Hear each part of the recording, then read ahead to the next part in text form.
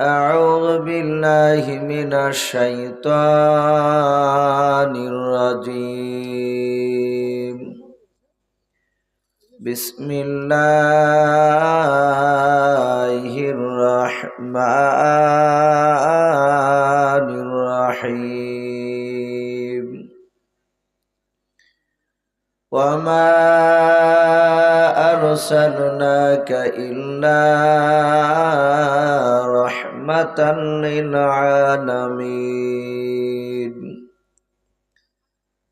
وقال الله تبارك وتعالى: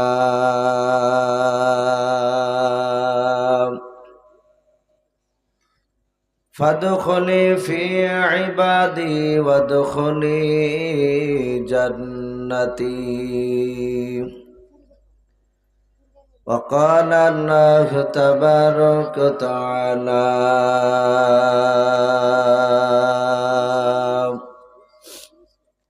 وعن أبي هريرة قال النبي صلى الله تعالى عليه وسلم: إن الله لا ينظر إلى صوركم وأموالكم ولكن ينظر إلى قلوبكم وأعمالكم، أو كما قال عليه الصلاة والتسليم.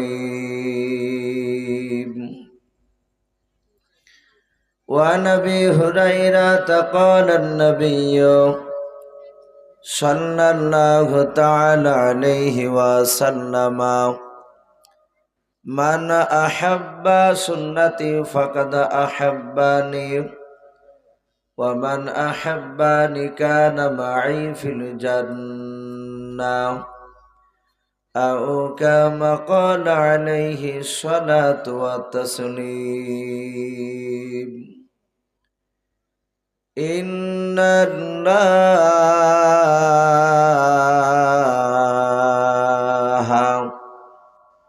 وملائكته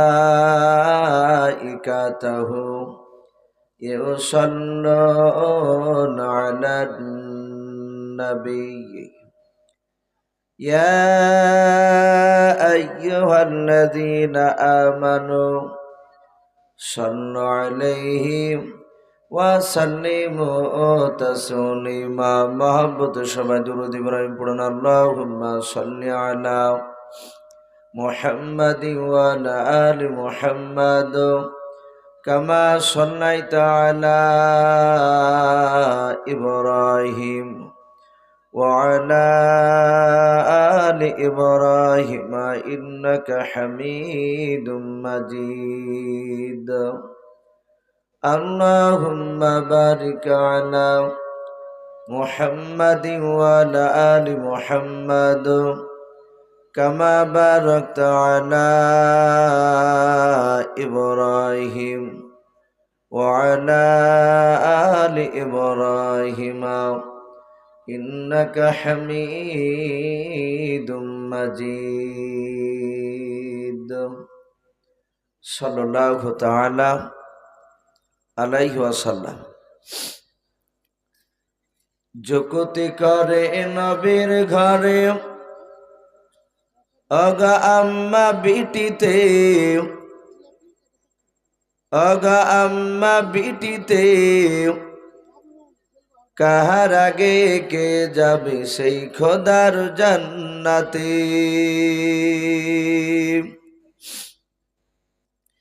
যুকতি করে নবীর ঘরে অগা আম্মা বিটিতে, অগা আম্মা বিটিতে, কাহার আগে কে যাবে সেই খোদার জান্নাতে। মা আয়েশা কয় ফাতেমা ওগো জোহরা, মা আয়েশা কয় ফাতেমা ওগো জোহরা, আমি জেনার সঙ্গিনী সে আল্লাহর পিয়ারা। পিতায় আমার আবু বকর প্রথমে ইমানদার, প্রথমে ইমানদার, সব বিবিদের চেয়ে বেশি আমার অধিকার। আমার কাছে হাদিসে এত, আমার কাছে হাদিসে এত নাই কাহর কাছে, নাই কাহর কাছে। কাহার আগে কে যাবে সেই খোদার জান্নাতে। যুক্তি করে নবীর ঘরে আম্মা বিটিতে, আম্মা বিটিতে। কাহার আগে কে যাবে সেই খোদার জান্নাতে।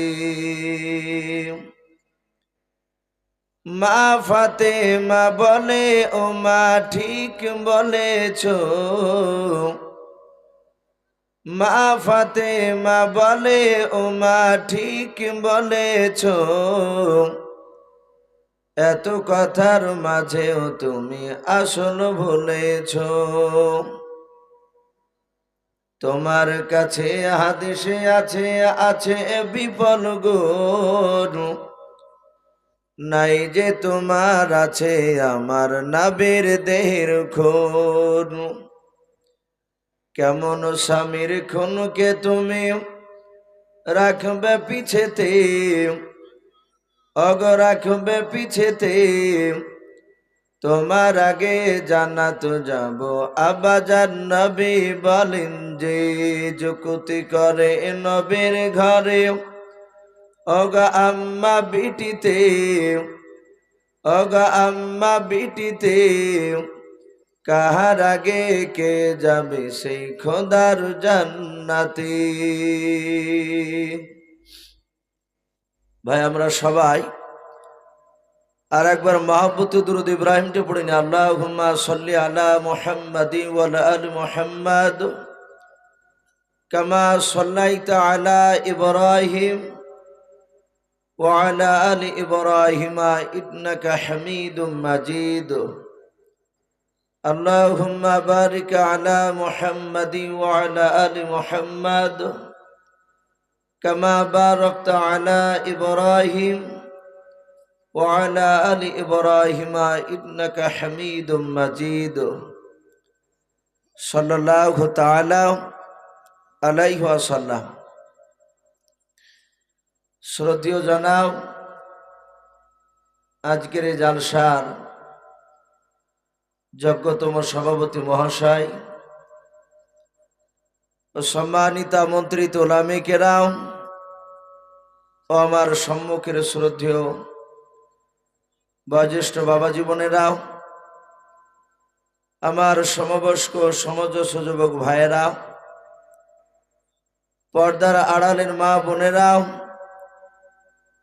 সকলকে জানাই আমার বুক ভরা ভালোবাসা সালাম। আসসালামু আলাইকুম ওয়া রাহমাতুল্লাহি ওয়া বারাকাতুহু। আলহামদুলিল্লাহ, সমস্ত প্রশংসা হামদ ও নাত সেই মহান রব্বুল আলামিনের জন্য, যে মহান রব্বুল আলামিন আমাদেরকে রাত্রি প্রায় 12:30 বাজে পার হতে চলল। এই যে আরামের বিছানাকে ত্যাগ করে মহান রব্বুল আলামিন তার দ্বীনি মজলিসে এতক্ষণ পর্যন্ত যে আমাদেরকে বসে রেখেছেন, আমরা যাই এসে বসে থাকতে পেরেছি, এটা বাপজি আমাদের বাহাদুরি নয়। বিশ্বনবী বলেছেন, আল্লাহ রাব্বুল আলামিন যাদেরকে ভালোবাসে, মহান রব্বুল আলামিন তাদেরকে তার পবিত্র দ্বীনি মজলিসে নিয়ে এসে বসার তৌফিক দান করেন। বলুন আল্লাহুম্মা আমিন। ভাই আমরা এখানে বসতে পেরেছি, তার মানে আল্লাহ আমাদেরকে ভালোবাসেন, তাই এখানে আমাদেরকে নিয়ে এসেছে। তাই মহান রব্বুল আলামিনের দরবারে আমরা সকলেই শুকরিয়া স্বরূপ আদায় করে বলুন আলহামদুলিল্লাহ। আমরা ভাই একটু আওয়াজ করে আল্লাহ রাব্বুল আলামিনের শুকরিয়া আদায় করে একটু জোরে বলুন আলহামদুলিল্লাহ। তারপরে পরে আপনার আমার নবী, যিনি ধর্মের গুরু, বিশ্ববরণ্য নেতা, নবী কুলের শিরোমণি, পয়গম্বর আজম, যিনি সাইয়্যিদুল মুরসালিন ও খাতামান নবিয়্যিন, যিনি হাবিবে কিবরিয়া আশরাফুল আম্বিয়া, যিনি হায়াতুন নবী, জিন্দা নবী, শফিউল মুজনাবিন, রাহমাতুল লিল আলামিন, আকা কামলিওয়ালা জনাবি মোহাম্মদ রাসূলুল্লাহ সাল্লাল্লাহু তাআলা আলাইহি ওয়াসাল্লামের উপরে অগণিত দুরূদ ও সালাম বর্ষিত হোক, অর্পিত হোক। সকল বলুন আল্লাহুম্মা আমিন। মুআজ্জাজ সামিনে কেরাম, আপনারা যারা এতক্ষণ পর্যন্ত বাবজি বসে আছে, আমি প্রায় জায়গাতে আমি কথাটা বলি যে ভাই, আমরা কমসে কম একটা নবীর সুন্নাতকে জিন্দা করি। আল্লাহ রাসূল বলেছেন, মান আহাব্বা সুন্নাতি ফাকাদ আহাব্বানি, যারা আমার সুন্নাতকে ভালোবাসলো, ফাকাদ আহাব্বানি, তারা আমাকেই ভালোবাসলো। এবং আমার সুন্নাতকে যারা ভালোবাসলো, তারা আমার সঙ্গে মহান রব্বুল আলামিন, নবী বলেছেন, জান্নাতে থাকবে। বলুন সুবহানাল্লাহ। ভাই, আশা করি বুঝতে পেরেছেন। দুজন চারজন করে উঠতে লেগেছেন, একটু আসি শোনা আমার। ওই পেছনকার ভাইদেরকেও বলছি, ভাই যখন বসে আছে, যারা আছি তারা হয়তো আশা করি এরকম নিয়ে বসে আছেন যে একটু শেষ দোয়া নিয়ে বাড়ি যাবেন ইনশাআল্লাহ। মাশাআল্লাহ। কিয়ামতের ময়দানে রাসূলের বাবজি যারা, সুন্নাতের উপর বাবজি যারা দুনিয়াতে বেশি আমল করবে, কোরআনের উপর যারা বেশি বাবজি আইনকে মানবে, তারাই কিয়ামতের ময়দানে জান্নাতে যাবে। আমি যে কথাটা বলেছি নবীর মহব্বতের কথা, আমরা সকলেই জানি সাহাবায়ে কেরাম রাদিয়াল্লাহু তাআলা আনহুম আজমাইন গণেরা, তারা সারা পৃথিবীর বাবজি মানুষদের মধ্যে থেকে বলা হয়েছে সর্বপ্রথম আল্লাহ রাব্বুল আলামিন তো এক নম্বরে দামি, তারপরে হচ্ছে বাবজি নবী রাসূল গণেরা। আরে নবী রাসূল গণের পরে বাবজি সাহাবায়ে কেরামরা দামি। বলুন আলহামদুলিল্লাহ। আরে সাহাবাদের মধ্যে থেকে বাবজি যিনি সবচেয়ে দামি সাহাবা, ওনার নাম কেতাবে এসেছে হযরতে আবু বকর সিদ্দিক রাদিয়াল্লাহু তাআলা আনহু। বলুন সুবহানাল্লাহ। উনি সব সাহাবার চেয়ে উনি দামি। তো নবীর সাহাবা, এক একটা সাহাবার বাবজি এক এক সময় এক এক রকমের তার মর্যাদা বিশ্ব নবী সাহাবাদের সামনে বাবজি আলোচনা করেছে। আমরা সকলেই জানি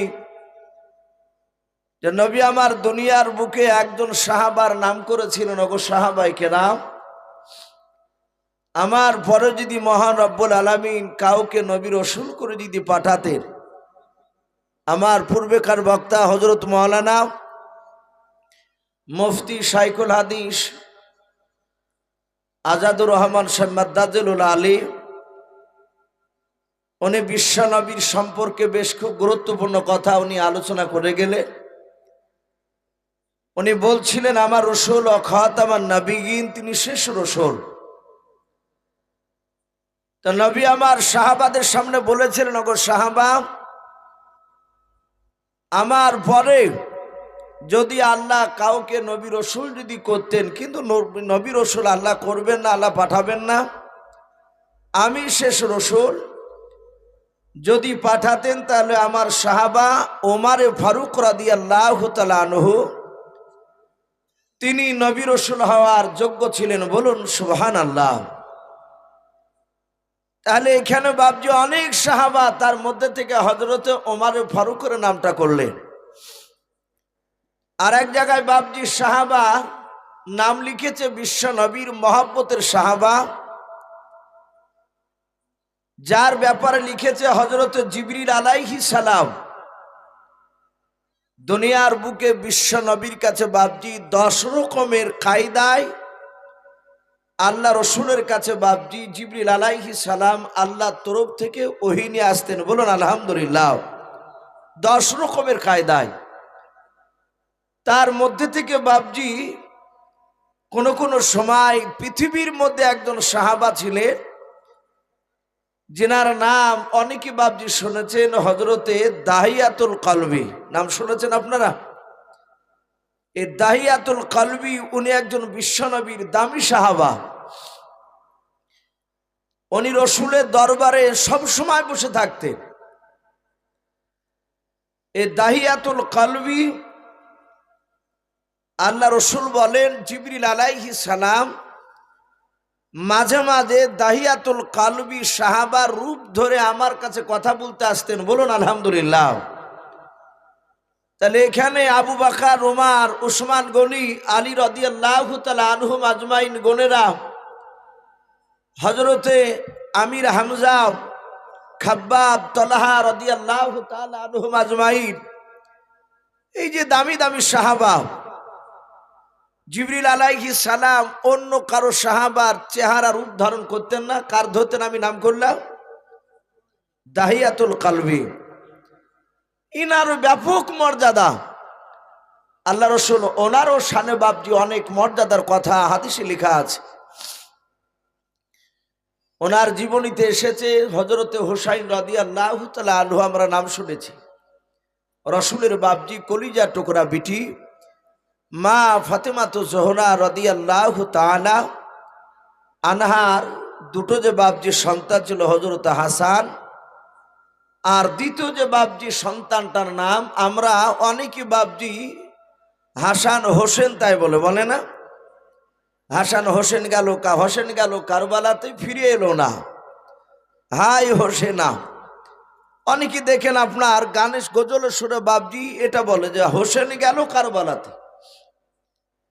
অথচ বাপজি শব্দটা হোসেন নয়। হোসেন বললে গুনাহ হবে। বড় ছেলেটার নাম ছিল হাসান রাদিয়াল্লাহু তাআলা আনহু, আর ছোট ছেলেটার নাম ছিল হযরতে হুসাইন।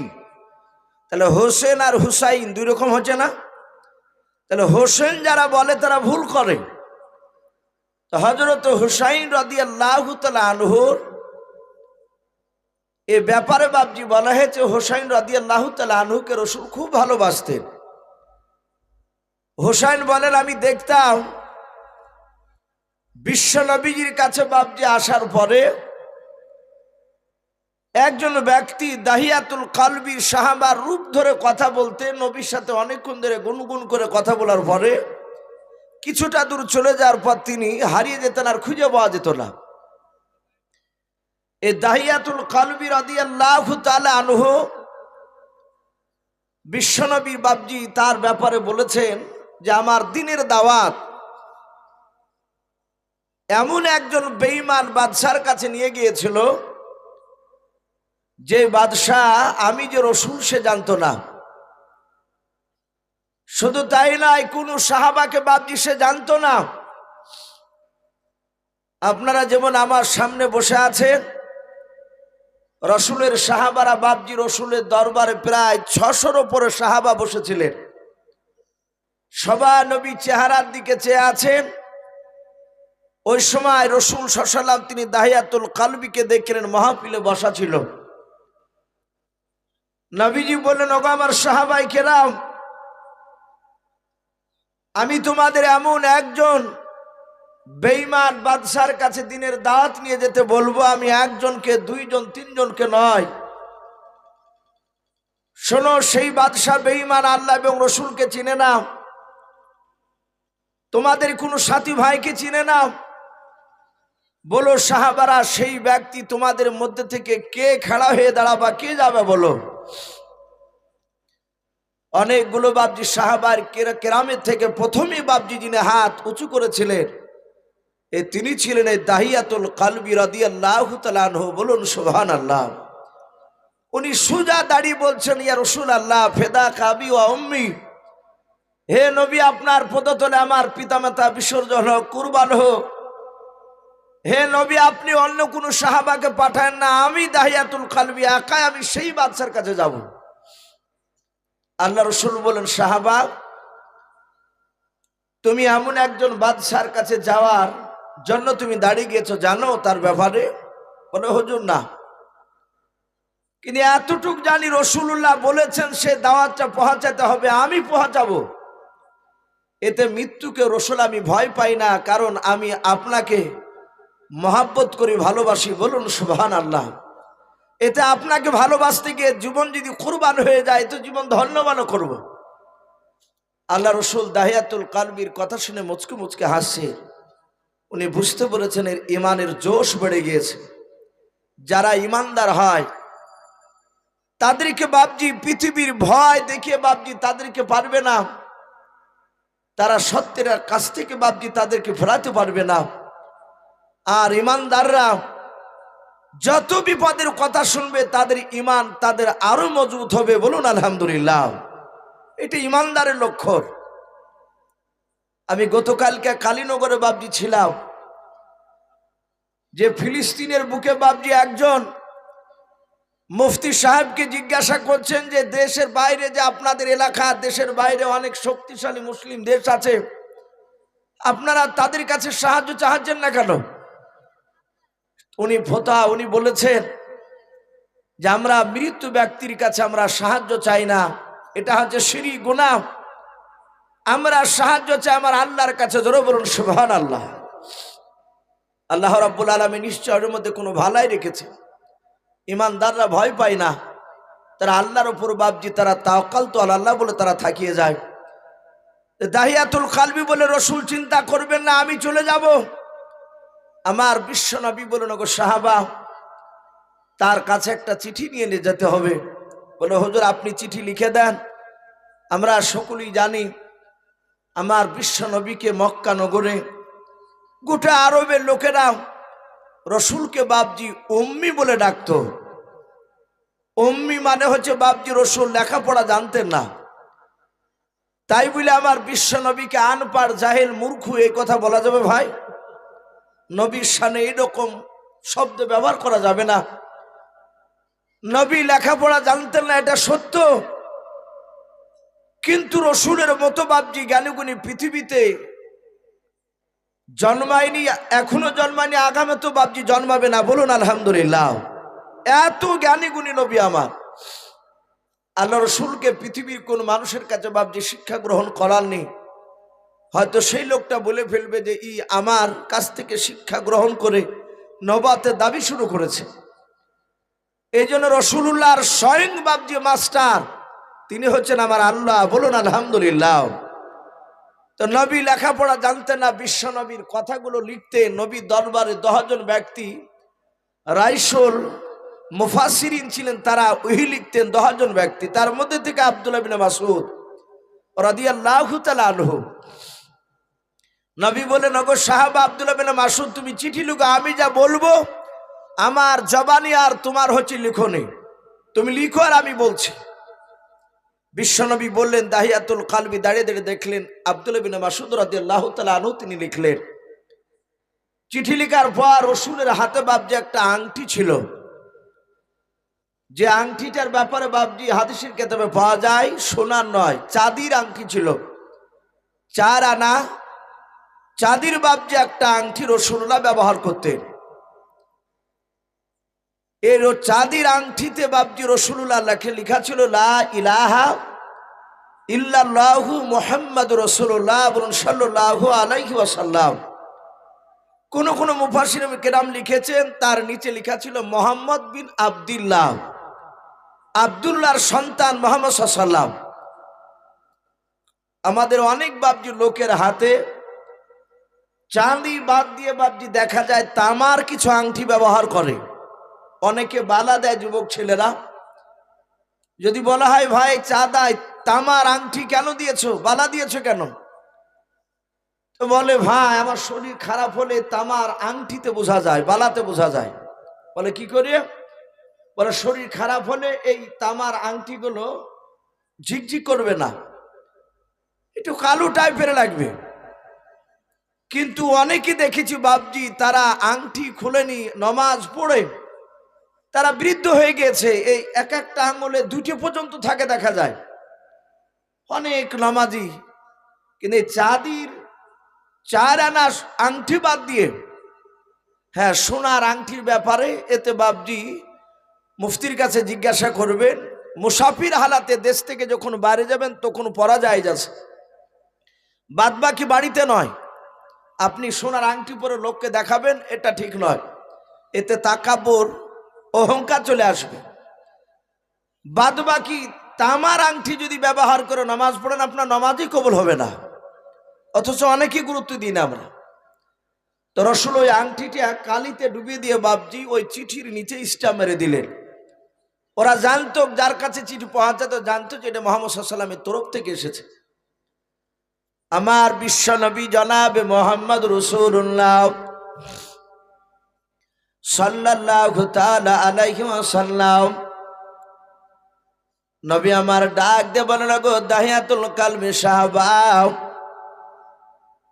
আমি চিঠিখানা শিল মেরে তোমার হাতে দিয়ে দিলাম। এই চিঠিটা তুমি ওই বাদশার কাছে তুমি নিয়ে যাবা। দাহিয়াতুল কালবে ডাক দিয়ে বলেন, হুজুর বেয়াদবি হলে মাফ করবেন নবী গো। আপনি বলেছেন বেঈমান বাদশাহ আল্লাহকে চিনে না, আপনাকেও চিনে নাও। ও নবীজি, আমার কোন সাথী ভাইদেরকে চিনে নাও। আপনি তার নাম, তার দেশের নাম কিন্তু বলেন নাই। বুখারী শরীফে বাবা আল্লাহর নবী বলেছেন ওই বাদশার কয়েকটা জায়গায় তার প্রশংসা করেছেন। আল্লাহর নবী বলেন, ওরে সাহাবা, যেই বাদশার আমি নাম করলাম ওই বাদশার বাড়ি হচ্ছে রোম দেশের সম্রাট, ওর নাম হিরাক্লিয়াস। শুনে নাও, সে অত্যন্ত বুদ্ধিজীবী বাদশাহ। তার দরবারে কোনো ব্যক্তি যদি মিথ্যা কথা বলতে যায় ধরা পড়ে যায়, আর ধরা পড়ে গেলে মিথ্যা ব্যক্তির তার দরবারে সাজা হচ্ছে মৃত্যুদণ্ড। ওরে সাহাবা, দাহিয়াতুল কালবে তুমি হিকমতের সহিত কথা আলোচনা করবা, জোরে বলুন সুবহানাল্লাহ।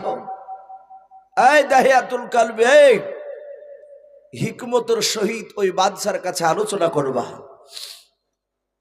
আমরা অনেকেই জানি না বাবজি হিকমতের সহিত কথা বলা।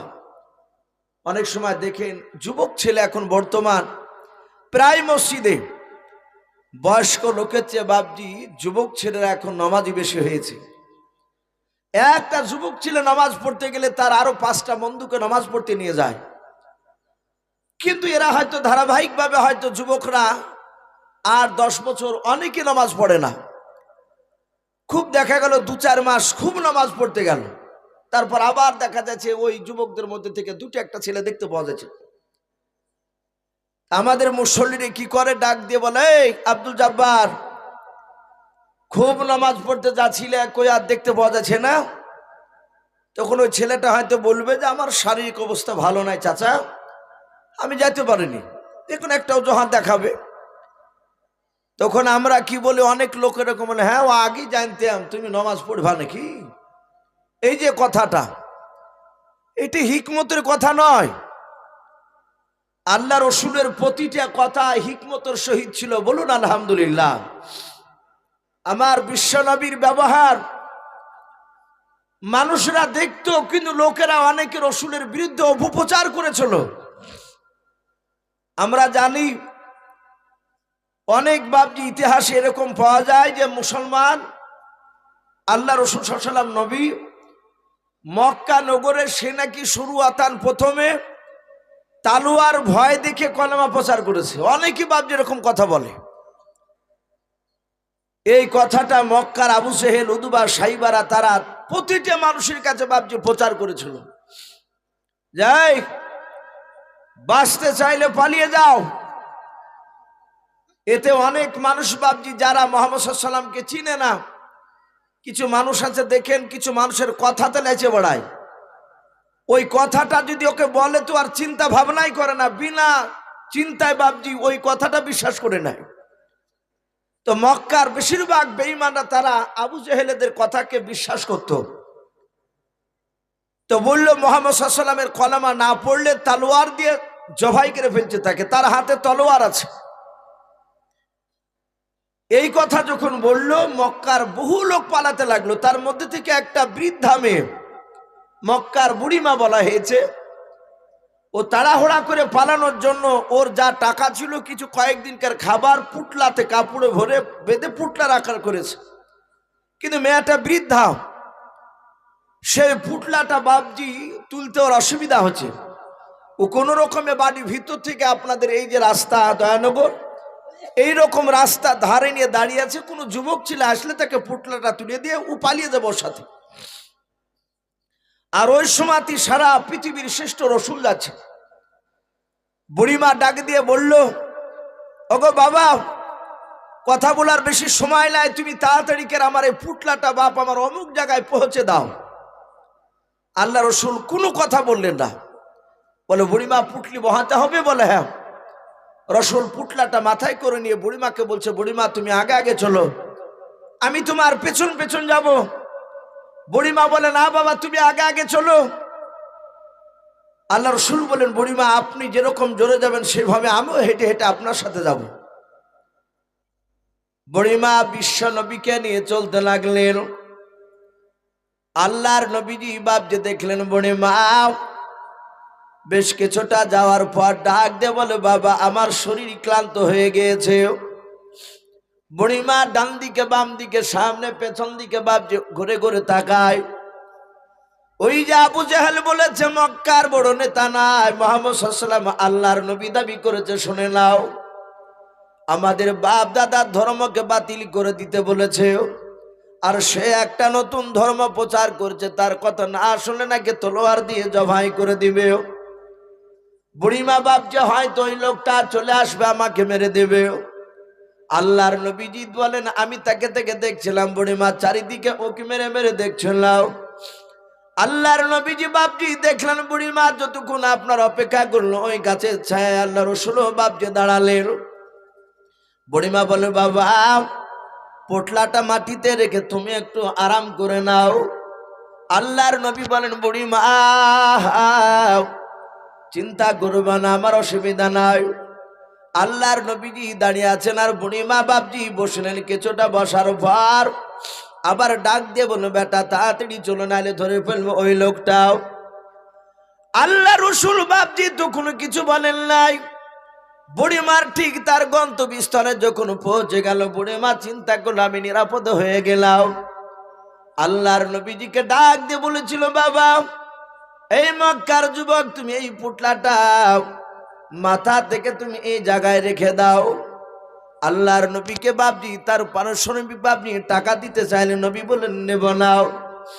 আল্লাহর নবী জনাবে মোহাম্মদ রাসূলুল্লাহ সাল্লাল্লাহু তাআলা আলাইহি ওয়াসাল্লামকে ওই যুবকটা ওই বৃদ্ধ মেয়েটা বলেছিল, বৃদ্ধাও ওগো বাবা তুমি টাকা নিবা না? বলে নাও। বলে তোমার নামটা কি? বলো তোমার আব্বার নাম কি? বলাও। আল্লাহর নবী জানতেন মেয়েটা আমার ভয় পালিয়ে যাচ্ছে, মক্কার বেঈমানরা তাদেরকে বুঝিয়েছে খারাপ। আল্লাহর নবী বলেন, বুড়িমা যেই আব্দুল্লাহর সন্তান মুহাম্মদ সাল্লাল্লাহু আলাইহি ওয়াসাল্লামের ভয়ে তুমি পালিয়ে যাচ্ছ দেশ ছেড়েও, সেই আব্দুল্লাহর সন্তান জনাবে মুহাম্মদ রাসূলুল্লাহ সাল্লাল্লাহু তাআলা আলাইহি ওয়াসাল্লাম আমি নবী। বুড়িমা একেবারে আশ্চর্য, বলে বাবা তুমি সেই নবী? বলে হ্যাঁ। সাথে হাতে বুড়িমা বলল, বাবা তুমি যদি সেই নবী হও তোমার দ্বারা মানুষকে মারা সম্ভব নয়, তুমি এক্ষুনি কলেমা পড়ে আমাকে মুসলমান বানিয়ে নাও। বলুন সুবহানাল্লাহ। এ ছিল রাসূলুল্লাহর বাপজি চরিত্র, হিকমতের সহিত কথা বলতেন। আল্লাহ রসুল বললেন, ওগো সাহাবা দাহিয়াতুল কালবি তুমি ওই রোম দেশের সম্রাটের কাছে গিয়ে হিকমতের সহিত কথা আলোচনা করবা। বলা অসুবিধা না, আমি হিকমতের সহিত কথা বলবো। আল্লাহ রসুল সাল্লাল্লাহু তাআলা আলাইহি ওয়াসাল্লাম দাহিয়াতুল কালবির জন্য বাপজি দোয়া করে দিলেন। দাহিয়াতুল কালবি চলতে শুরু করলো। উঠে চেপে দাহিয়াতুল কালবি নয়, ঘোড়ায় চেপে সুজা রোম দেশের সম্রাট তার কাছে বাপজি দাহিয়াতুল কালবি পৌঁছে গেলেন। আল্লাহর নবী বলেছেন, গো সাহাবা দাহিয়াতুল কালবি দরবারে যাবা, কিন্তু শুনে না, ও দরবার ওই বাদশাহ এত বুদ্ধিজীবী বাদশাহ, ও দরবারে সারা দিন 5,000 তার বেঈমান প্রজা তাকে পাহারা দেয়। আবার রাত্রিবেলায় নতুন করে আবার 5,000 আসে। এভাবে রাত দিন 24 ঘন্টা 5,000 করে তার প্রজারা তাকে নিয়ে বসে থাকে, তার সাথে পরামর্শ করে। তাই খুব সাবধানে গিয়ে তার সাথে গিয়ে হিকমতের সহিত কথা বলবা। দাহিয়াতুল কালবি চলে যাওয়ার পরে উনি তো বাদশাকে চিনে না, গিয়ে বললেন, ওগো বন্ধুরা, তোমাদের মধ্যে থেকে রোম দেশের সম্রাট হিরাক্লিয়াস কোন ব্যক্তি? সব লোকেরা বলল, ওই দেখো সিংহাসনে বসে আছে, উনি রোম দেশের সম্রাট।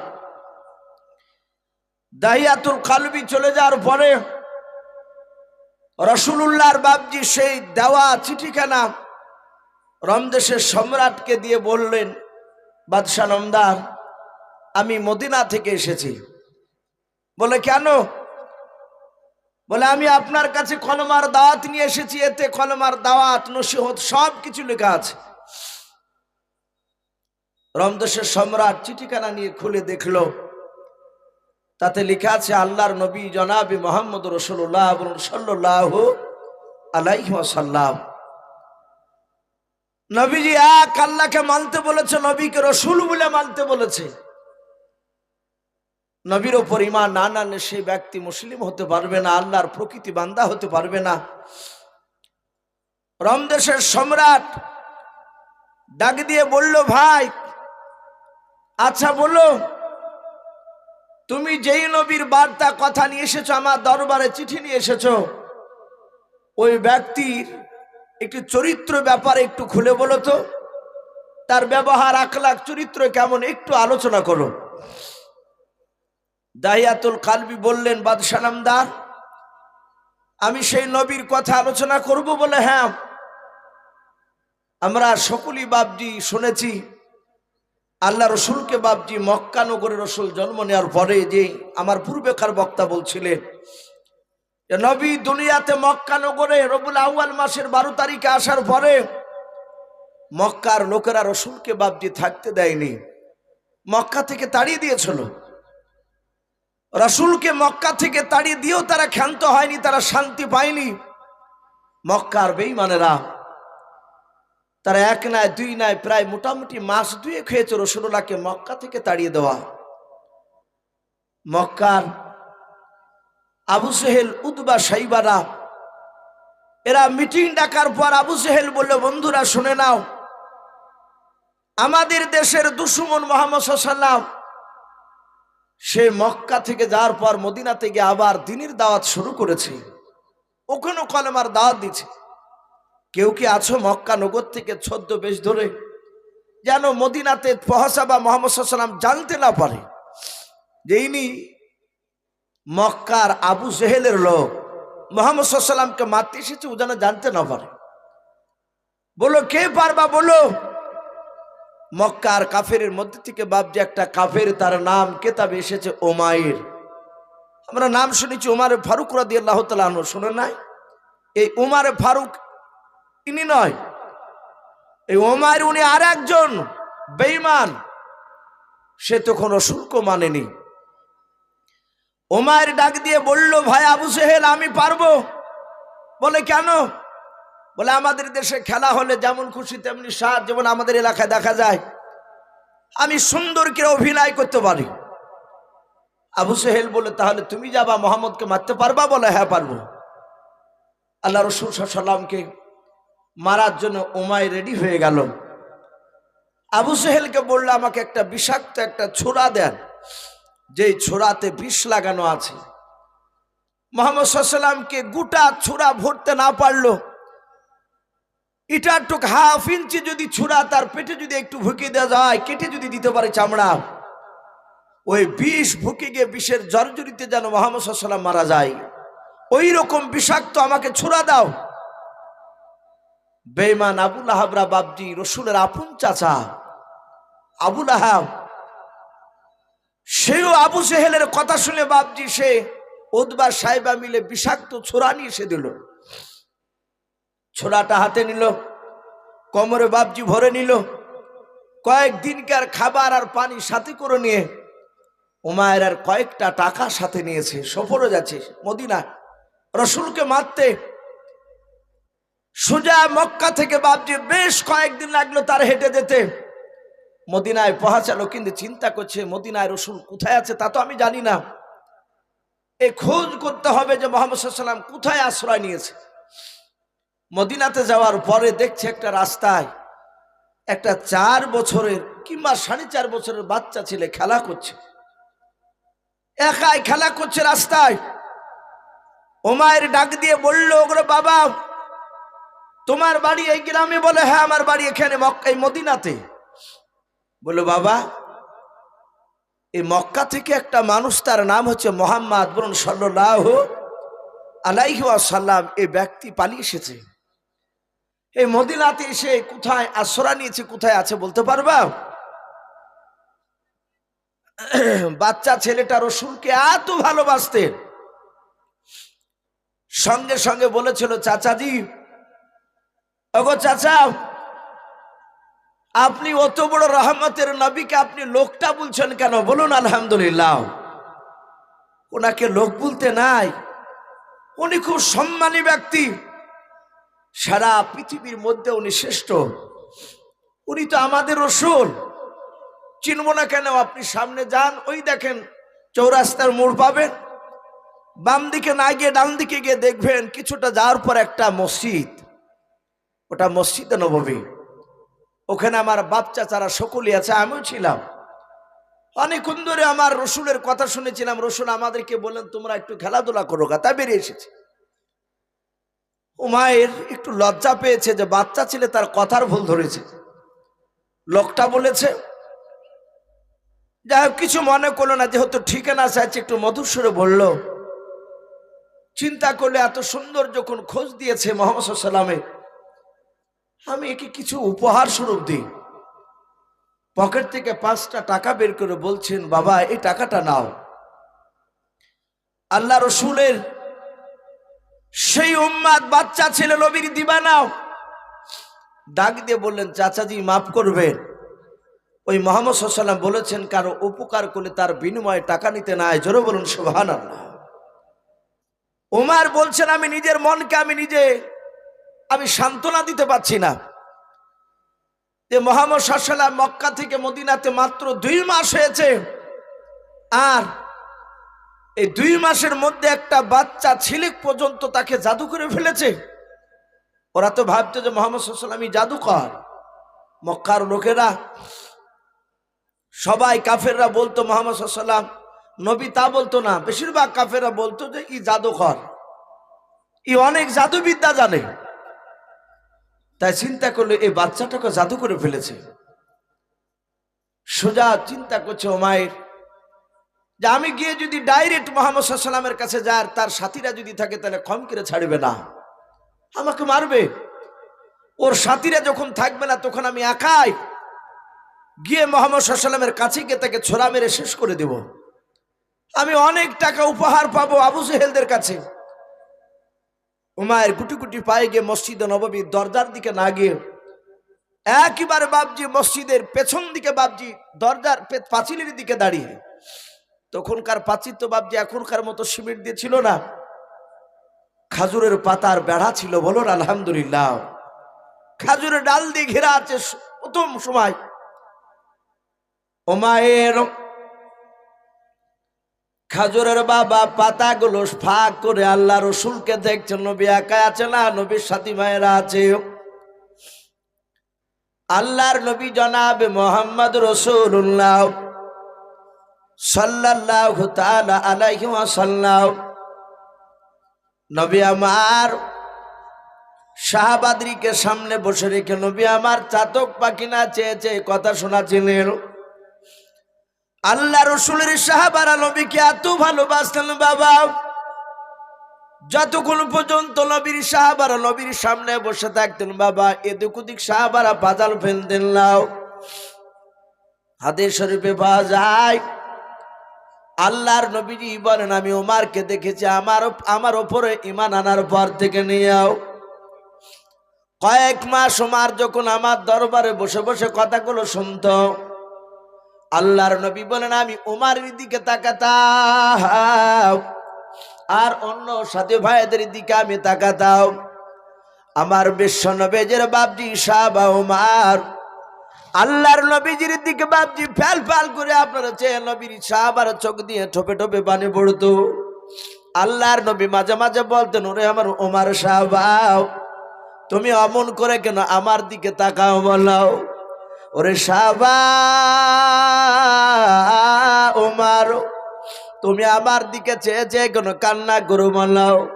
ওমর সাহাবা হাত ওখানা জোর করে কাঁদতেন আর বলতেন, নবী গাও, এই চোখ দিয়ে আমি আপনাকে প্রথমে চিনতে পেরেছিলাম না, বলুন সুবহানাল্লাহ। ও নবীজি, আমি এই চোখ দিয়ে আপনাকে দেখে আমি তলোয়ার নিয়ে তেড়ে এসেছিলাম আপনাকে জবাই করার জন্য। নবী গাও, আপনি এত বড় দামি নবী, আমি ঈমান আনার পর থেকে রাসূল যতক্ষণ আপনার দরবার থাকি শুধু আমি আপনার চেহারার দিকে চেয়ে থাকি।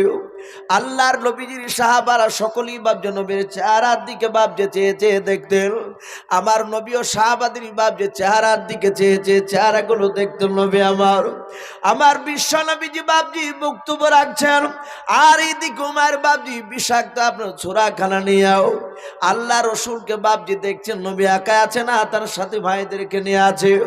আল্লাহর নবী দরদি নবী জনাবে মুহাম্মদ রাসূলুল্লাহ সাল্লাল্লাহু তাআলা আলাইহি ওয়াসাল্লাম বক্তব্য বাবজি দিতে দিতে এভাবে পেছন দিকে বাবজি ওই বেড়ার দিকে খাজুরের পাতার ডাল দিয়ে যে পাচির করা ছিল ওই দিকে যাহা দিয়ে একটিবার তাকিয়েছেন, আল্লাহ রসুলের বাবজি চোখের নজর কেনা ওমরের চেহারাতে পড়ে গিয়েছে। ওমর মনে মনে ভাবছে এ তো হয়তো আমাকে দেখে নেবে। মাথাটা টেনে নিল, পাতাগুলো বাবজে ঢেকে দিল। আল্লাহর নবী বুঝতে পেরেছেন আমার বন্ধু মক্কার ওমর এসেছে আমার সাথে দেখা করতে। মনে হয় ওমর ভুল করেছে, কারণ মক্কা নগর থেকে মদিনা যেদিন বিশ্ব নবীকে তাড়িয়ে দিয়েছিল বেঈমানেরাও, ৬,০০০ বেঈমান মুশরিক কাফেরের বাচ্চারা ঘেরাও করেছিল। এই ৬,০০০ বেঈমান মুশরিক কাফেরের মধ্যে থেকে বাবা যে উমার রসুলকে মারতে গেছে সেও সেদিন বাপটি দাঁড়িয়েছিল তলোয়ার নিয়ে রসুলকে মারার জন্য। আল্লাহ রসুল মনে মনে ভাবলেন হয়তো উমার আমাকে দেখার জন্য মাঠটা ছটপাট করেছে, তাই মক্কা থেকে মদিনাতে এসেছে। নবী কো ধারণা বাপ যে করেন নাই, মনে মনে ভেবেছেন আমার সাথী ভাইদেরকে দেখে হয়তো আসতে পারে নাই। আল্লাহর নবীজি ইশারা করে বলেন, গো সাহাবারা তোমরা যাও, যা আপন আপন বাড়ি চলে যাও। সাহাবারা বাড়ি চলে গেলেন। আল্লাহর নবীজি পেছন দিকে আবার মুখটা ঘুরে ডাক দিয়ে বলছেন, ওরে বন্ধু ওমর শোনাও, তুমি মসজিদে নববীর পেছনে দাঁড়িয়ে থেকো না, সামনের দিক দিয়ে প্রবেশ করাও। হযরত উমর বাপজি প্রথমকার দরজা দিয়েও পা দিয়েছেন আর পেছন দিকে বাপজি ডান দিকে বাম দিকে তাকাচ্ছেন। দরজার আড়ালে মনে হয় নবীজির সাহাবারা লুকিয়ে আছে আমাকে মারার জন্য। আল্লাহর নবী মিম্বার বসাও, ডাক দিয়ে বলেন, ওরে উমর ভাই চিন্তা করো নাও, আমি রসুল বলে মসজিদে একজন সাহাবাও কেউ নাই, সকলে বাড়ি চলে গিয়েছে। আল্লাহর নবী জনাবে মুহাম্মদ রাসূলুল্লাহ সাল্লাল্লাহু তাআলা আলাইহি ওয়াসাল্লাম বিশ্ব নবীজি বাপ যে আপনার ওই জায়গায় দাঁড়িয়ে ডাক দিলেন। ওমর কাছাকাছি চলে গিয়েছে নবীকে মারার জন্য। একবারে এক হাত বাপজি দূরে আছেন, কোমরে বাপজি বিষাক্ত ছোরাখানা হাত দিয়ে ধরে বের করতে যাবেন, রসুলকে মারবে। আর ওই সময় বিশ্ব নবী আমার ডাক দিয়ে কাদার বলেন, ওরে ওমর ভাই তাড়াতাড়ি বলো রে ভাই, তোমার মা কেমন আছে বলো। ওরে উমর ভাই তোমার আব্বা জানি কেমন আছে বলো। আমার 2 মাস হয়ে গেল আমি মক্কা থেকে চলে এসেছি, পাড়ার অমুক চাচি অমুক চাচা কেমন আছে বলো। উমর বাপ যে ছোড়াটা বার করতে গেল বার করলো নাও, নিজের বাপ মার কথা জিজ্ঞাসা করেছে। উমরের 3টা বাপজি পাথর ছিল, সাথে সাথে বাপজি মমের মতো নরম হয়ে গেল। হযরত উমর বাপজি চোখ দিয়ে পানি গড়ে যায়, মনে মনে চিন্তা করছে না, হারে এত সুন্দর নবী আর পৃথিবীতে কোথাও পাওয়া যাবে না, কারণ কত কষ্ট দিয়েছে তাকে মক্কা নগরে। এর উচিত ছিল ওর সাথী ভাইদেরকে লিলিয়ে দিয়ে আমাকে মারা, কিন্তু না, তা করে নাই। তার সাথী ভাইদেরকে তাড়িয়ে দিয়েছে। তার সাথে আমার আব্বা মার খবর নিচ্ছে, প্রতিবেশীর খবর নিচ্ছে। সাথে ওমর রসুলের হাত দুখানা ধরে বলেছিল, আল্লাহর নবী শুনে না, আমি আপনার কাছে ছোরা নিয়ে এসেছিলাম আপনাকে মারার জন্য। ওগো আল্লাহর নবীজি, আপনি আমাকে মাফ করে দিয়ে আপনার কলেমা পড়ে মুসলমান বানিয়ে নেন। জোরে বলুন সুবহানাল্লাহ। দাহিয়াতুল কালবি, এই ঘটনাটা সেই বাদশাহ রমদেশের সম্রাট হিরাক্লিয়াসের কাছে আলোচনা করেন। এইরকম ভাবে 4খানা ঘটনা, 4টা ঘটনা শোনালেন। বিশ্ব নবীজির কথা শোনার পর বলল, তাই নাকি? বলে হ্যাঁ। বলে ভাই, তাহলে তোমাদের নবী মুহাম্মদ সাল্লাল্লাহু আলাইহি ওয়াসাল্লাম খুব ভালো মানুষ? বলে হ্যাঁ। বলে আচ্ছা ভাই, বলো মুহাম্মদ সাল্লাল্লাহু আলাইহি ওয়াসাল্লাম জন্ম নিয়েছে কোন দেশে? রমদেশের সম্রাট জিজ্ঞাসা করেছে। আর রাসূলুল্লাহর সাহাবা দাহিয়াতুল কালবি বললেন, উনি জন্ম নিয়েছে মক্কা নগরে।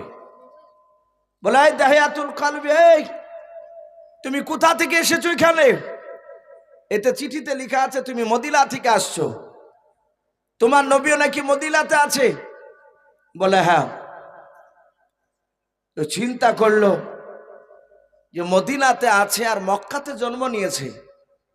রমদেশের সম্রাট বলল, তোমাদের নবী মদিনায় কেন? বলো মক্কা নকরা রসুলকে থাকতে দেয় নাই, নবীকে তাড়িয়ে দিয়েছে, আল্লাহর হুকুমে উনি চলে গিয়েছে। রমদেশের সম্রাট দেখলো এটা একটা সুযোগ, ডাক দিয়ে বললে, আমার প্রজারা এ দাহিয়াতুল কালবিকে ধরে বেঁধে রাখ। তাকে বেঁধে রাখা হলো। তারপরে বলল, ভাই 10টা আমার প্রজা সোজা এক্ষুনি চলে যাও, রমদেশের বাজারে গিয়ে প্রচার করো, দেখো মক্কার কোনো মানুষ এ রমদেশে ব্যবসা করতে এসেছে কিনা। যদি আসে তাহলে সেই লোকগুলোকে তুমি আমার দরবারে ধরে নিয়ে এসো। সম্মানিত ভাইরা আমার, বাবা জীবনেরা, মক্কার লোকেরা কে আছো বলো? রমদেশের সম্রাটের বাপজি কয়েকটা লোক গিয়ে প্রচার করলো। সেখানে কেতাবে লেখা আছে আবু সুফিয়ান মক্কা নগরের একজন কাফেরের বড় নেতা। আবু সুফিয়ান 10টা লোক নিয়ে বাপজি সেখানে ব্যবসা করতে গিয়েছিল। সে ডাক দিয়ে বলেছিল, ভাই আমি একাই নয়, আমার সাথে আরো 10টা, কেউ বলেছে 9টা, আবু সুফিয়ানকে দিয়ে 10টা লোক। বলে আমরা মক্কা থেকে এসেছি রমদেশে ব্যবসা করতে, ব্যাপারটা কি বলো তো? বলে এক্ষুনি চলো, আমাদের দেশের বাদশাহ তোমাদের সাথে কি যেন কথা আলোচনা করবে। আবু সুফিয়ান চলে আসলো তার দলবলকে নিয়ে। যখনই রমদেশের সম্রাট বাদশাহ দরবারে পৌঁছালো, তাকে দেখছে দাহিয়াতুল কালবির হাত পা বাঁধা, তিনি দাঁড়িয়ে আছে। আবু সুফিয়ান চিনতে পেরেছে। আবু সুফিয়ান চিন্তা করছে, বেটা তুই এত দূর এসেছিস। আবু সুফিয়ানকে দেখে মক্কার নয় রমদেশের সম্রাট বলল, ভাই তোমার বাড়ি কোথায়? বলে আমার বাড়ি মক্কা নগরে। বলে আর যে সাথীরা আছে ওরা, ওদের বাড়ি? বলে ওদেরও বাড়ি মক্কায়। এরা সব আমরা ব্যবসা করতে এসেছি। বলল, ভাই এই লোকটাকে চিনো? বলে চিনি। বলে এই লোকটার নাম কি? বলে দাহিয়াতুল কালবি। বলে আবু সুফিয়ান এই লোকটার নেতাকে চিনো, এর নবীকে? বলে সব চিনি। ওর নেতা কোথায় জন্ম নিয়েছে, কোথায় মানুষ হয়েছে, এগুলো সব আমি বলতে পারবো। হিরাক্লিয়াস সম্রাট চিন্তা করলো, খেলা এবারই তো জমবে। বলে আবু সুফিয়ান তাহলে বলো, এই যে লোকটা কলেমার দাওয়াত নিয়ে এসেছে, তার নবীর প্রশংসা করেছে, তার নবীর চরিত্র ভালোই কথা বলেছে, আচ্ছা তার চরিত্র ব্যাপারে একটু কথাটা খুলে বলো তো দেখি, তোমার কথাগুলো এর কথার সাথে মিলে কিনা। আবু সুফিয়ান চিন্তা করলে, আমি এমন কথা বলবো যে কথাটা সত্য হবে, মিথ্যা মনে হবে, কিন্তু কথাটা আমি সত্য বলবো, কিন্তু ওদের কথাটা শুনে মনে হবে যে মিথ্যা। আর মিথ্যা প্রমাণ করতে পারলে এই দাহিয়াতুল কালবিকে জবাই করে দিবে, তার নবীকে আসতে দিবে না। 5000 লোক বাপজি সেখানে বসে আছে। আবু সুফিয়ান ডাক দিয়ে বলল, ভাই শুনে নাও, আল্লাহর নবী জনাবে মোহাম্মদ রসুল্লাহ সাল্লাল্লাহু আলাইহি ওয়াসাল্লাম মক্কা নগরে থাকা অবস্থায় উম্মে হানির বাড়িতে রাত্রিবেলা শুয়েছিল। পুরা বাপজি মেয়েরাজের যে ঘটনা আপনারা শুনেছেন সেই ঘটনা আলোচনা শুরু করল। মেয়েরাজের ঘটনা যখন বাপজি আলোচনা যখন করতে লাগলো, মসজিদে হারাম থেকে বাইতুল মুকাদ্দাস গিয়েছে। ওখানে বুরাকটা বেঁধে রেখে সত্যপাক আসমান পাড়ি দিয়ে আল্লাহর সাথে দেখা করেছে। অনেক লম্বা ঘটনা আছে, মেরাজের পুরা ঘটনা শোনালো। শোনানোর পরে ডাক দিয়ে বলছে রম দেশের সম্রাট দাহিয়াতুল কালবিকে, এই বন্ধু, এই যে আবু সুফিয়ান যে কথাটা শোনালো তোমাদের নবী কি এগুলো সত্য গিয়েছিল? বলে হ্যাঁ। আবু সুফিয়ান যে কথাগুলো বলল চুল পরিমাণ মিথ্যা কথা বলে নাই। বুঝতে পারলে? যখন এই কথা বলেছে আবু সুফিয়ান মুচকি মুচকি হাসছে যে দেখেন এক রাত্রিতে এতটা রাস্তা যাওয়া কি সম্ভব?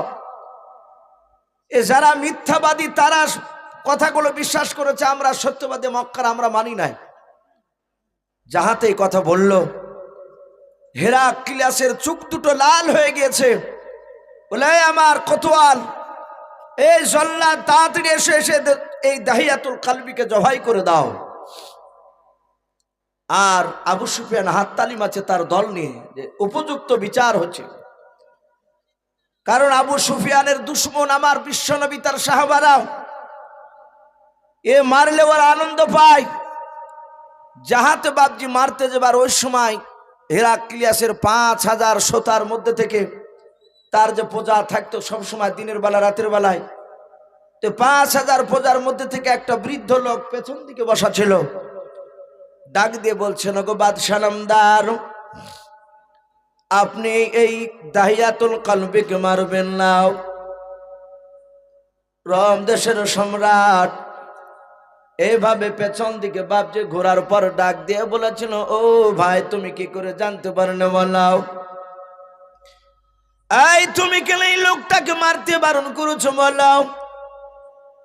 ওই বৃদ্ধ লোকটা ডাক দিয়ে বলেছিল, গো রোম দেশের সম্রাট শুনে নাও, আবু সুফিয়ান যে মেরাজের ঘটনা বলেছে। বলে হ্যাঁ, এই ঘটনা বায়তুল মুকাদ্দাসে যাওয়া এটা বারাহাক সত্য ঘটনা। জোরে বলুন সুবহানাল্লাহ। ডাক দিয়ে বলেছিল, ভাই তুমি আমার প্রজা, আমার দেশে থাকো, কিন্তু নবীকে কি দেখেছো এর আগে? বলে দেখে নাই। বলো ওই ব্যক্তিকে কি তুমি চিনো? বলে না চিনি নাই। বলে তাহলে কেমন করে জানতে পারলাম মেরাজের ঘটনা সত্য? ডাক দিয়ে বলেছিল, ওগো বাদশাহ নামদার, আমি আপনার দরবারে থাকার এক নাই দুই নাই। ওগো বাদশাহ নামদার, আমি আপনার দরবারে আসার বেশ কয়েক মাস আপনি শুনে নেন আগে আমাকে নিয়ে এসেছিলেন। আজ থেকে নিয়ে কয়েক মাস আগে আপনার দরবারে আসার পূর্বে আমি ওই বায়তুল মুকাদ্দাসের আমি খাদিম ছিলাম। বলুন সুবহানাল্লাহ। বলে খাদিম ছিলাম? বলে হ্যাঁ, আমার বাড়ি বায়তুল মুকাদ্দাসে, এটা আপনি ভালো জানেন। বলে জানি। আমার সুনাম চারিদিকে ছড়ে গিয়েছিল, তাই আপনি মোটা টাকা দিয়ে কিনে নিয়ে এসেছেন আপনার দেশে আমাকে। বলে হ্যাঁ। ওগো বাদশাহ, ওই রজব মাসের 27 তারিখে যাব সুফিয়ান কথা আলোচনা করুন। ওগো বাদশাহ নামদার, ওই রাত্রিবেলায় শুধু নাই বাইতুল মুকাদ্দাস আমি যতদিন খাদিম ছিলাম আমার কাজ ছিল, সবাই মিলে রাত্রিবেলায় ইবাদত করে যখন বাড়ি চলে যেত সবারই পেছনে আমি দরজাগুলো বন্ধ করে দিয়েও বাড়ি চলে যেতাম। আবার সব মুসল্লিরা নামাজ পড়তে আসার আগে আমি কি করতাম, ওই মসজিদে বায়তুল মুকাদ্দাসের দরজাগুলো খুলে দিতাম। ওগো বাদশাহ নামদার, এক রাত্রিতে, যেই রাত্রি কথাটা আবু সুফিয়ান আলোচনা করল, ওই রাত্রিতে আমি মসজিদে বায়তুল মুকাদ্দাসের আমি দরজাগুলো বন্ধ করতে করতে মাঝখার দরজাটা আমি আর বন্ধ করতে পারলাম না, শত চেষ্টা করে লাগাতে পারলাম না। ওই রাত্রিবেলায় মসজিদের আমি আশপাশের আমি যুবক ছেলেদেরকে আমি 10-12টা ডাকলাম, সব যুবক ছেলেরা এসে বলেছিল, হুজুর আপনি কি বলছেন বলুন, আমাদেরকে কেন ডাকলেন? বলেছিলাম, বাবা সব দরজা লেগে গিয়েছে কিন্তু এই দরজাটা লাগে নাই। ওরে আমার বাবা, সবাই মিলে ধাক্কা মেরে দরজাটা আমরা লেগে দিয়ে বাড়ি চলে যাব। ওগো বাদশা নামদার, 10-12টা যুবক ছিল, আমিও সঙ্গে কি করলাম, দরজায় হাত দিয়ে ধাক্কা মারতে লাগলাম। ওগো বাদশা, এত জোরে ধাক্কা মারলাম, মনে হয় দরজা না হয়ে যদি পৃথিবীর যদি কোনো একটা ছোটখাটো পাহাড় যদি হতো মনে হয় নড়ে যেত, কিন্তু দরজা চুল পরিমাণে হিলাতে পারলাম না। বলুন সুবহানাল্লাহ। ও বাদশা নামদার, বেশ কয়েকটা যুবক বলেছিল, হুজুর এই দরজার লাগানো যাবে না, মনে হয় ছাদ নেমে গিয়েছে। ওগো বাদশা নামদার, সকালবেলায় আমরা যন্ত্র নিয়ে এসে আমরা ছাদ কেটে আমরা কি করব, মসজিদখানা দরজা ফিটিং করে নিয়ে যাব। রাত্রিবেলায় বাড়ি চলুন, আর লাগানো যাবে না। ওগো আমার বাদশা, সবাই মিলে চলে গেলাম বাড়ি। আমার বিবির কাছে গিয়ে ঘটনাটা শোনালাম। আমার বিবি ছিল দিনদার নিয়ে আল্লাহ বলেছিল। আমার বিবি কথা শোনার পর ডাক দিয়ে বলেছিল, ওগো আমার প্রাণের স্বামী, আমার মনে হয় সারা পৃথিবীর মধ্যে সবচেয়ে যিনি মহাপুরুষ, যিনি আল্লাহওয়ালা মানুষ, আমার মনে হয় তিনি আজকে হয়তো আমাদের মসজিদে নামাজ পড়তে আসবেন। জোরে বলুন সুবহানাল্লাহ। ও বাদশা নামদার, আমার বিবির কথা আমি অত গুরুত্ব দিলাম না। সকালবেলায় যখন আমি আসলাম, দেখলাম যেভাবে দরজা খোলা ছিল ওইভাবে দরজাটা খোলা আছে, কিন্তু বাদশা দেখলাম ওই দরজার গোড়েতে একটা পাথর পড়েছিল, যে পাথরটা রাত্রিবেলায় ছিল না ওই দরজার গোড়েতে, কিন্তু সকালে দেখলাম পাথর পড়ে আছে। পাথরটা দেখলাম ছিদ্র করা, ফুটো করা। আমি দরজার নিচু দিকে আমি তাকিয়ে দেখলাম, দরজার কাছে মনে হচ্ছিল কোনো একটা জানোয়ার ওই পাথরে বাঁধা ছিল, আর ওই জানোয়ারটা ওখানে ঘোরাফেরা করেছে, তার পায়ের ছাপ দেখতে পেয়েছিলাম। কিন্তু গো বাদশাহ, কিসের ছাপ সেটা আমি চিনতে পারিনি। যে মানুষটা বাপজি জীবনে বাঘ দেখেনি, ও বইয়ে ছাপানো বাঘ দেখেনি, তাহলে তার পায়ের পাহাটি বাপজি পায়ের যে খোপা, এগুলো দেখে আপনার কিছুই আপনার বুঝতে পারবে না যে এটা কিসের ছাপ হতে পারে। বোরাক তো বাপজি একমাত্র রাসূলুল্লাহ আর জিবরিল ছাড়া কেউ দেখে না দুনিয়া। তাই উনি আবু সুফিয়ান যে বাপজি কথাটা বলেছিল যে বোরাক ওখানে নিচে বাধা হয়েছিল, বলেন বাদশা নামদার, আবু সুফিয়ানের কথা শুনে আর সেই দিনকার রাত্রির আমি যা দেখেছিলাম তা মিলে যাচ্ছে। আমার ধারণা মেরাজের ঘটনা বারাহাক সত্য। জোরে বলুন সুবহানাল্লাহ। সম্মানিত ভাই আমার বাবা জীবনেরা, আবু সুফিয়ান মিথ্যা প্রমাণ করতে গিয়ে সত্য পরিণত হয়ে গেল কথাটা। রমদেশের সম্রাট তার দল নিয়ে দাহিয়াতুল কলবির কাছে কলমা পড়ে মুসলমান হয়েছিল। বলুন সুবহানাল্লাহ।